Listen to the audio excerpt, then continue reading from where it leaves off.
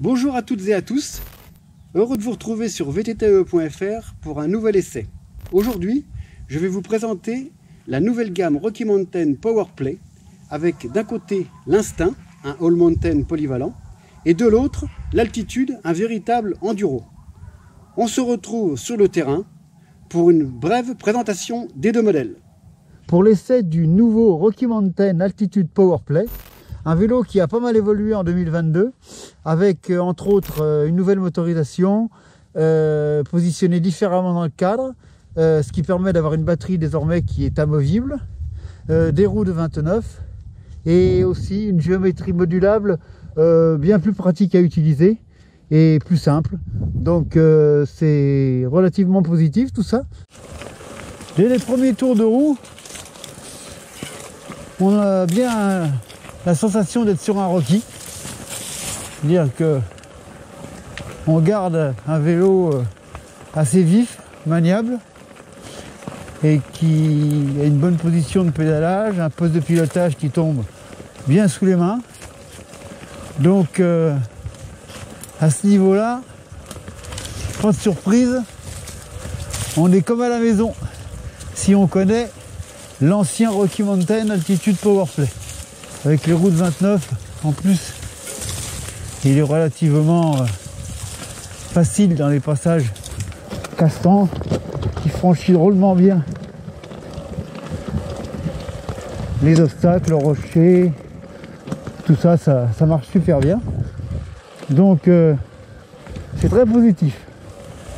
Dans les montées avec des pierres roulantes, comme ça, des racines assez raides, avec les roues de 29, la géométrie réussie et le bon équilibre et la répartition des masses, le vélo il a une super motricité, ce qui permet de vraiment passer facilement avec un moteur qui est doux, pas violent. On va dire que dans ces conditions-là, ça marche plutôt bien. Et quand ça devient plus sinueux, on s'aperçoit que le comportement reste très sympa, avec un avant qui se lève facilement pour passer les obstacles, et une super motricité toujours. Donc on a à la fois un vélo stable, maniable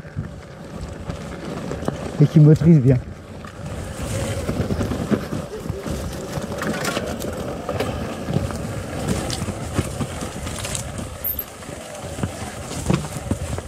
Comme on peut le voir,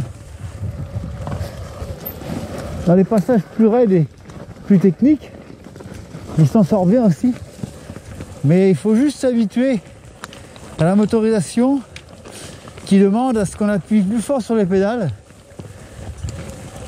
et quand ça monte longtemps, ça peut devenir un petit peu difficile, mais sinon c'est relativement efficace. Il faut simplement pédaler plus fort, c'est un peu plus physique, sportif.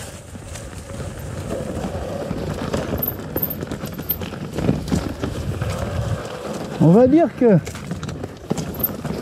c'est vraiment quand la pente s'inverse que le Rocky Mountain Altitude Powerplay 2022 s'exprime à 100%.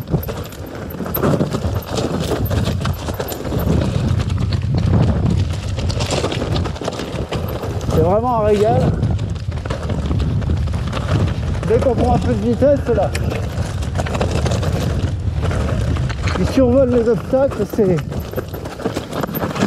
super agréable, super sécurisant. Un excellent vélo. Et l'avantage aussi, c'est que quand ça devient plus sinueux, plus étroit,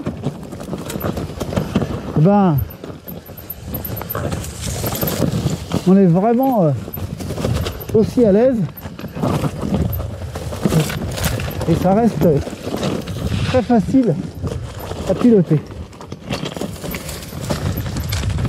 Ce que j'aime bien en descente avec ce nouveau modèle d'altitude, c'est que on a l'avantage des Route 29 qui donne un vélo qui franchit bien les obstacles, qui est super collé au sol, hyper stable, hyper précis, qui reste en ligne dans la trajectoire et tout ça, mais qu'en même temps on conserve un peu le caractère de l'ancien qui était hyper maniable, vif et quand même assez joueur. Donc au bout du compte, on a quand même un vélo qui est bon partout.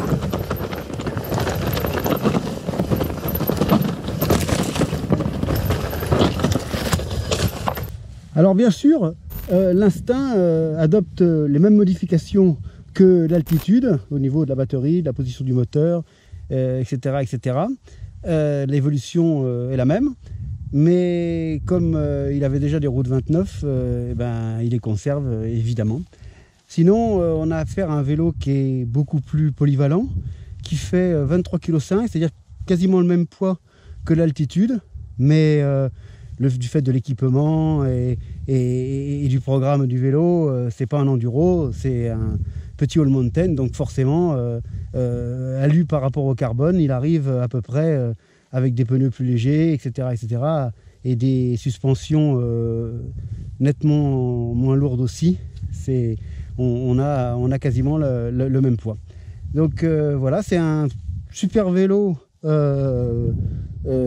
polyvalent. Maintenant, il n'y a plus qu'à aller voir sur le terrain si ça correspond à ce qu'on a vu marqué sur le papier. Et puis, il n'y a plus qu'à. C'est parti. Alors évidemment, dès que l'on monte sur l'Instinct, ça change de programme. On s'aperçoit tout de suite que on est sur un vélo qui pédale très bien. Même quand on enlève l'assistance, ça envoie quand même pas mal au pédalage. Et puis au niveau du moteur, forcément, on sent qu'il souffre moins par rapport à l'altitude pour emmener un vélo collé au sol, alors que l'Instinct, lui, il a tendance plutôt à le survoler plutôt que d'être collé. Donc ça, c'est super agréable parce que on se retrouve avec un vélo qui remplit bien ses fonctions au niveau de la montée, au niveau de l'assistance. Il faut tourner relativement les jambes, mais ça se fait facilement parce que comme ça roule bien, il suffit d'accélérer un peu et hop, l'assistance on en a et on tourne les jambes et le vélo prend de la vitesse. Ce qui n'est pas forcément le cas avec l'Instinct, qui étant collé avec les Route 29, plus le cache-corps à l'intérieur des pneus, c'est pas le même rendement, c'est pas le même rythme. L'avantage aussi, c'est que en réglant les paramètres comme il faut, avec on va dire relativement une assistance homogène, c'est-à-dire autour de 30% en éco, 50, 75, 100, on peut utiliser plutôt souvent le mode trail, ce qui permet d'économiser pas mal de batterie et d'avoir une bonne autonomie, surtout par rapport à l'altitude qui du coup étant plus collé au sol, lourd, surtout au niveau des sensations, consomme davantage. Ce qui est très agréable aussi avec l'Instinct, c'est le côté vif, dynamique, assez joueur, Et ça, pour un VTT en route 29, c'est assez sympathique. Et il faut dire qu'avec l'amortisseur RockShox de luxe, qui est pourtant relativement basique, eh bien, on a des settings qui sont vraiment appropriés pour la pratique du VTT-AE, et y compris en montée. C'est ce qui donne ce petit côté plus dynamique au vélo. Et ça, j'avoue que ils ont trouvé les bons réglages. Et c'est pas la première fois que je m'en aperçois. Parce qu'avec tous les vélos d'essai que j'ai pu utiliser en RockShox, c'est vraiment un critère évident de dynamisme.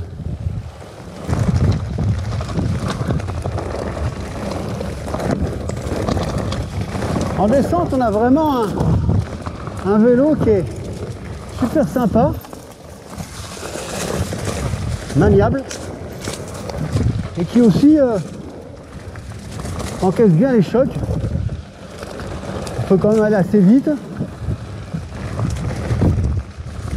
Et les suspensions, que ce soit la fourche d'amortisseur, honnêtement, il n'y a pas de problème, ça fonctionne bien.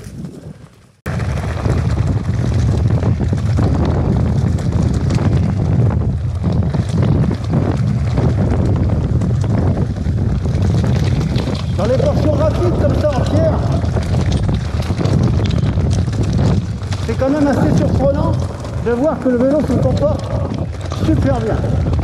Précis, relativement confortable. C'est vraiment un super vélo.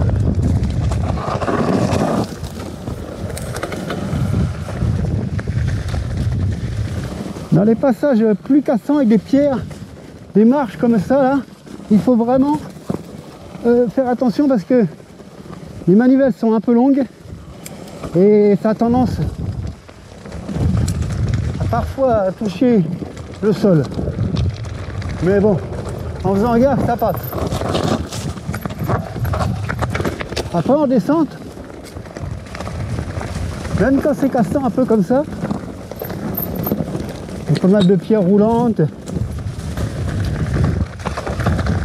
on s'aperçoit que le vélo est super sain.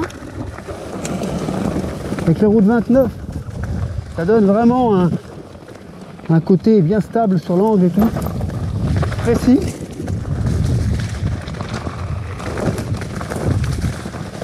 Et après, les suspensions 140-150, c'est largement suffisant pour bien rouler à une bonne vitesse en étant relativement en sécurité. Et ça, c'est vraiment sympa quand même.